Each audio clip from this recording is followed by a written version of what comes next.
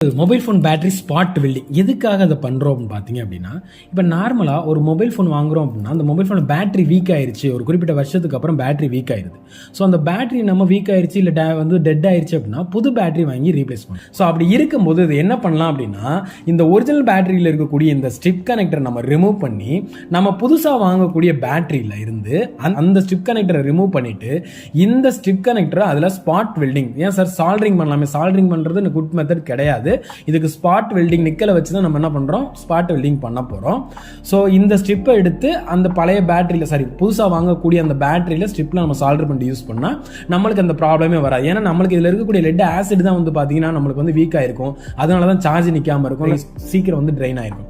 So நம்மளுக்கு புதுசாக battery வாங்கும்போது அதில் இருக்கக்கூடிய லெட் ஆசிட் எல்லாமே பார்த்தீங்க அப்படின்னா ஃப்ரெஷ்ஷாகவே இருக்கிறதுனால இந்த ஸ்ட்ரிப் எடுத்து அதில் கனெக்ட் பண்ணிட்டோம்னா நம்மளுக்கு இந்த ஓஜி பேட்டரி மாற்றமும் இந்த ப்ராப்ளம் எதுவுமே வராது. ஸோ அதை எப்படி ஸ்பாட் வெல்டிங் பண்ணுறதுன்னு தான் நான் இந்த வீடியோவில் காட்ட போகிறேன். இது ஆல்ரெடி டெட்டான ஒரு பேட்டரி தான், இதில் தான் நான் ரிமூவ் பண்ணிட்டு இதிலே நான் வந்து ஸ்பாட் வெல்டிங் பண்ணி காட்டுறேன். சரிங்களா? ஸோ மெத்தடை ஃபாலோ பண்ணுங்க. ஸோ அப்படியே வீடியோ பார்த்துக்க நண்பர்கள் அப்படியே லைக் பண்ணுங்க, சப்ஸ்கிரைப் பண்ணுங்க, அப்படியே பெல் பட்டனை மறக்காம பிரஸ் பண்ணுங்க. சரி, பேட்டரி கனெக்டரை டிஸ்கனெக்ட், அதாவது இந்த நிக்கல் பிளேட்டிங் கொடுத்துருக்காங்கல்ல, இது வந்து நிக்கல் பிளேட் மூலமாக தான் ஸ்பாட் வெல்டிங் தான் ஆல்ரெடி பண்ணியிருப்பாங்க. யாருமே பேட்டரி வந்து என்ன பண்ண மாட்டாங்கன்னா சால்டர் பண்ண மாட்டாங்க.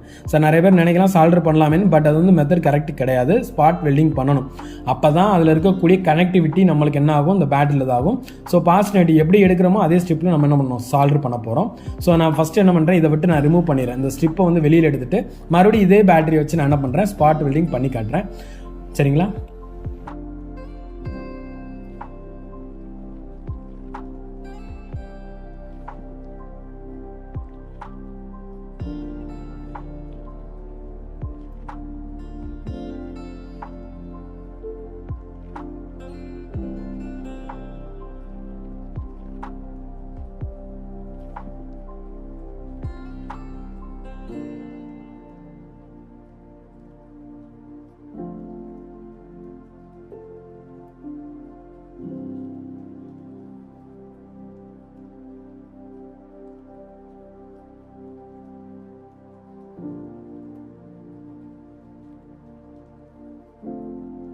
ஸோ இதுதான் பேட்டரி ஸ்பாட் வெல்ட் பண்ணுறதுக்கான மெத்தட்.